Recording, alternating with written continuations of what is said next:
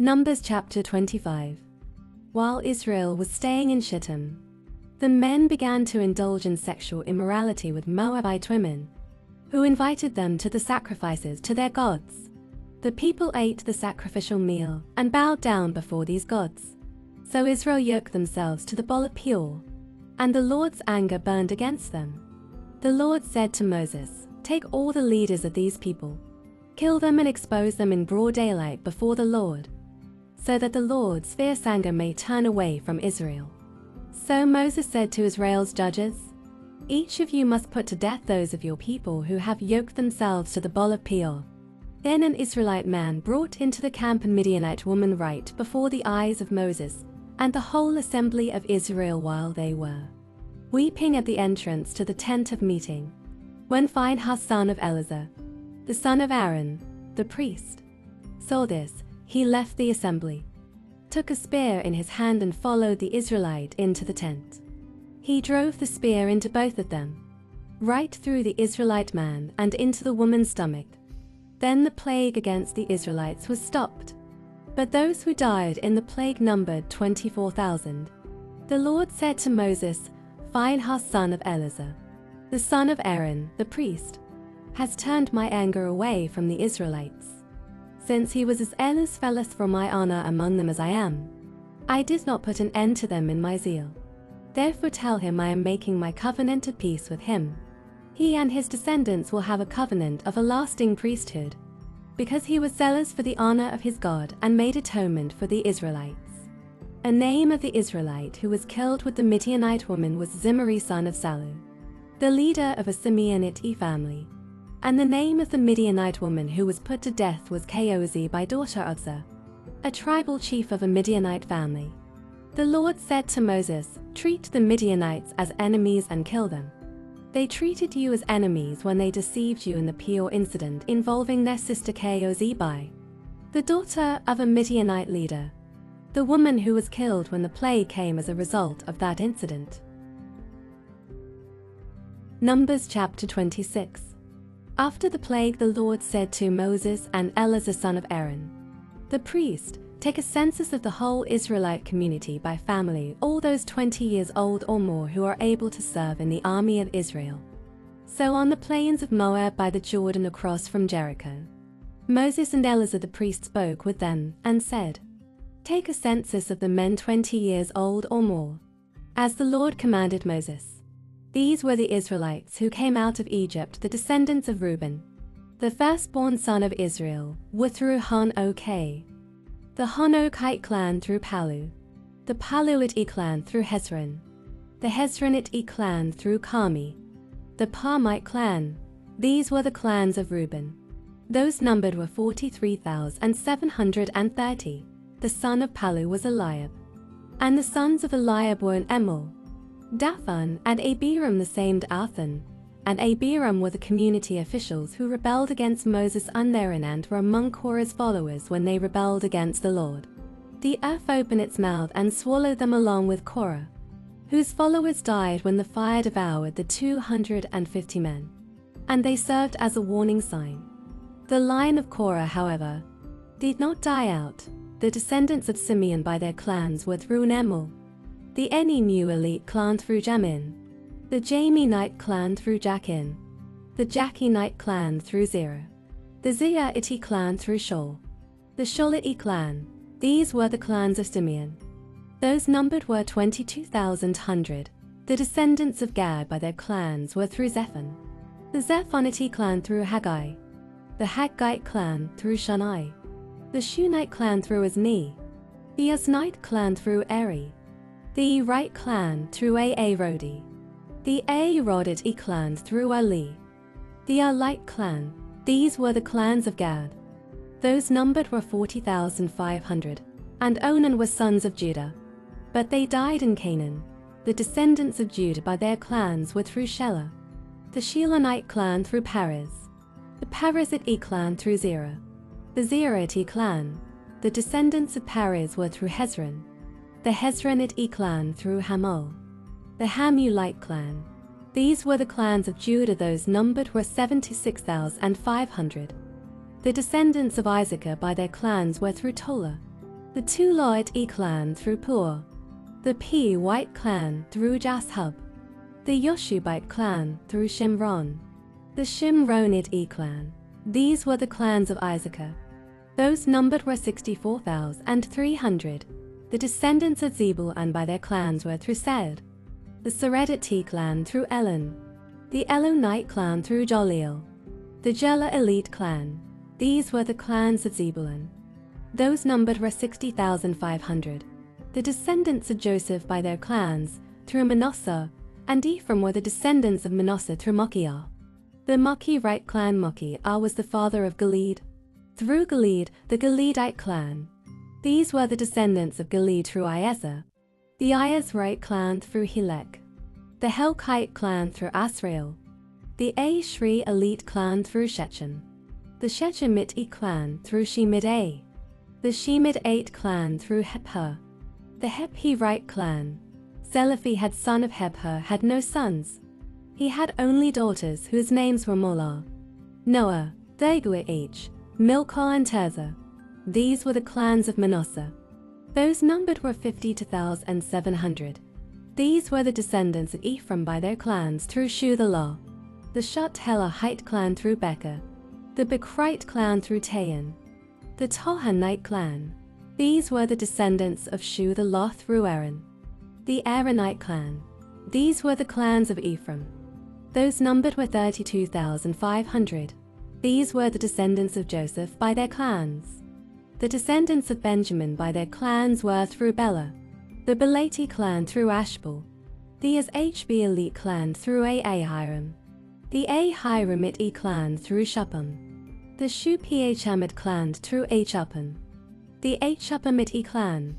The descendants of Bela through Ard and Naaman were through Ard, the Ardite clan through Naaman, the Naamite clan. These were the clans of Benjamin. Those numbered were 45,600. These were the descendants of Dan by their clans through Shuhan, the Es-Ha'amid clan. These were the clans of Dan, all of them were Es-Ha'amid clans. And those numbered were 64,400. The descendants of Asher by their clans were through Imnah, the Imnite clan through Ishvi, the Ishvite clan through Beriah, the Beriite clan, and through the descendants of Beriah through Heber, the Heberite clan through Malkiel, the Lorki-Elite clan. Asher had a daughter named Sarah. These were the clans of Asher. Those numbered were 53,400. The descendants of Naphtali by their clans were through Jeziel, the Jezreelite clan through Gunai, the Gunite clan through Jaezer, the Jaezerite clan through Shillem, the Shillemite clan. These were the clans of Naphtali. Those numbered were 45,400. The total number of the men of Israel was 601,730. The Lord said to Moses, "The land is to be allotted to them as an inheritance based on the number of names. To a larger group give a larger inheritance, and to a smaller group a smaller one. Each is to receive its inheritance according to the number of those listed. Be sure that the land is distributed by lot. What each group inherits will be according to the names for its ancestral tribe. Each inheritance is to be distributed by lot among the larger and smaller groups." These were the Levites who were counted by their clans through Gershon, the Gershonite clan through Kohath, the Kohathite clan through Merari, the Merarite clan. These also were Levite clans: the Libnite clan, the Hebronite clan, the Molite clan, the Mushite clan, the Korahite clan. Kohath was the forefather of Amram. The name of Amram's wife was Jochebed, a descendant of Levi, who was born to the Levites in Egypt. To Amram she bore Aaron, Moses and their sister Miriam. Aaron was the father of Nadab and Abihu, Eleazar and Ithamar. But Nadab and Abihu died when they made an offering before the Lord with unauthorized fire. All the male Levites a month old, or more, numbered 23,000. They were not counted along with the other Israelites because they received no inheritance among them. These are the ones counted by Moses and Eleazar the priest when they counted the Israelites on the plains of Moab by the Jordan across from Jericho.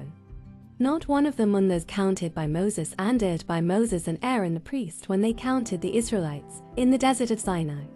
For the Lord had told those Israelites they would surely die in the wilderness. And not one of them was left except Caleb son of Jephunneh and Joshua son of Nun. Numbers chapter 27. The daughters of Zelophehad son of Hepher, the son of Gilead, the son of Machir, the son of Manasseh, belonged to the clans of Manasseh son of Joseph. The names of the daughters were Mullah, Noah, Hoglah, Milcah and Tirzah.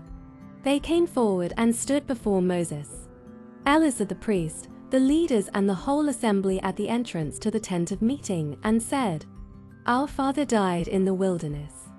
He was not among Korah's followers, who banded together against the Lord, but he died for his own sin and left no sons. Why should our father's name disappear from his clan because he had no son? Give us property among our father's relatives. So Moses brought their case before the Lord, and the Lord said to him, What Zelophehad's daughters are saying is right. You must certainly give them property as an inheritance among their father's relatives, and give their father's inheritance to them. Say to the Israelites, if a man dies and leaves no son, give his inheritance to his daughter. If he has no daughter, give his inheritance to his brothers. If he has no brothers, give his inheritance to his father's brothers. If his father had no brothers, give his inheritance to the nearest relative in his clan, that he may possess it. This is to have the force of law for the Israelites, as the Lord commanded Moses. Then the Lord said to Moses, Go up this mountain in the Abarim range and see the land I have given the Israelites. After you have seen it, you too will be gathered to your people, as your brother Aaron was, for when the community rebelled at the waters in the desert of Zin, both of you disobeyed my command to honor me as holy before their eyes. These were the waters of Meribah Kadesh. In the desert of Zin, Moses said to the Lord, May the Lord, the God who gives breath to all living things, appoint someone over this community to go out and come in before them, one who will lead them out and bring them in. So the Lord's people will not be like sheep without a shepherd. So the Lord said to Moses, Take Joshua son of Nun, a man in whom is the spirit of leadership, and lay your hand on him. Have him stand before Eleazar the priest and the entire assembly and commission him in their presence. Give him some of your authorities so the whole Israelite community will obey him. He is to stand before Eleazar the priest, who will obtain decisions for him by inquiring of the Urim before the Lord. At his command he and the entire community of the Israelites will go out, and at his command they will come in. Moses did as the Lord commanded him. He took Joshua and had him stand before Eleazar the priest and the whole assembly. Then he laid his hands on him and commissioned him, as the Lord instructed through Moses. Mark chapter 8, verse 1-38. During those days another large crowd gathered, since they had nothing to eat. Jesus called his disciples to him and said, I have compassion for these people. They have already been with me 3 days and have nothing to eat. If I send them home hungry, they will collapse on the way, because some of them have come a long distance. His disciples answered, But where in this remote place can anyone get enough bread to feed them? How many loaves do you have? Jesus asked. 7, they replied. He told the crowd to sit down on the ground. When he had taken the 7 loaves and given thanks, he broke them and gave them to his disciples to distribute to the people. And they did so. They had a few small fish as well. He gave thanks for them also and told the disciples to distribute them. The people ate and were satisfied. Afterward the disciples picked up 7 basketfuls of broken pieces that were left over. About 4,000 were present. After he had sent them away, he got into the boat with his disciples and went to the region of Dalmanutha. The Pharisees came and began to question Jesus. To test him, they asked him for a sign from heaven. He sighed deeply and said, Why does this generation ask for a sign? Truly I tell you, no sign will be given to it. Then he left them, got back into the boat and crossed to the other side. The disciples had forgotten to bring bread, except for 1 loaf they had with them in the boat. Be careful, Jesus warned them. Watch out for the yeast of the Pharisees and that of Herod. They discussed this with one another and said, "It is because we have no bread."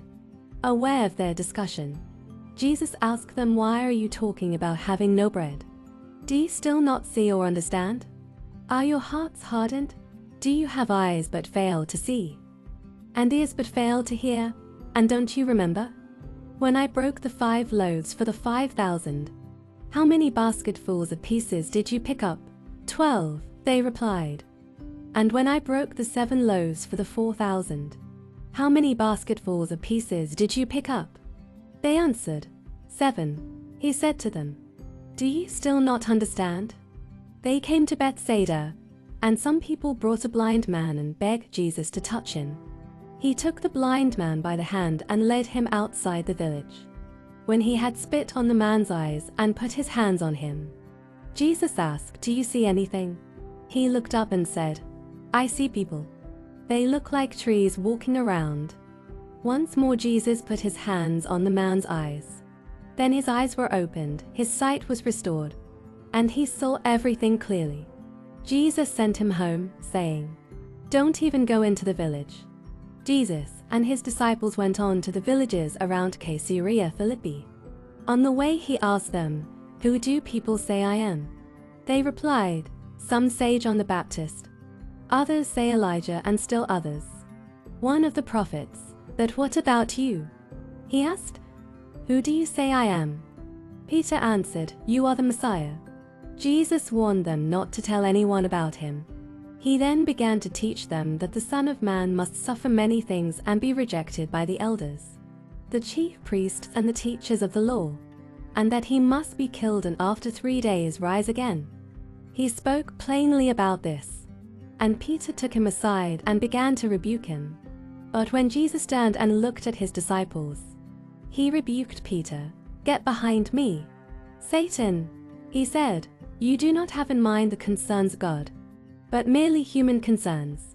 Then he called the crowd to him along with his disciples and said, "Whoever wants to be my disciple must deny themselves and take up their cross and follow me. For whoever wants to save their life will lose it. But whoever loses their life for me and for the gospel will save it. What good is it for someone to gain the whole world, yet forfeit their soul? Or what can anyone give in exchange for their soul? If anyone is ashamed of me and my words in this adulterous and sinful generation, the Son of Man will be ashamed of them when he comes in his Father's glory with the holy angels."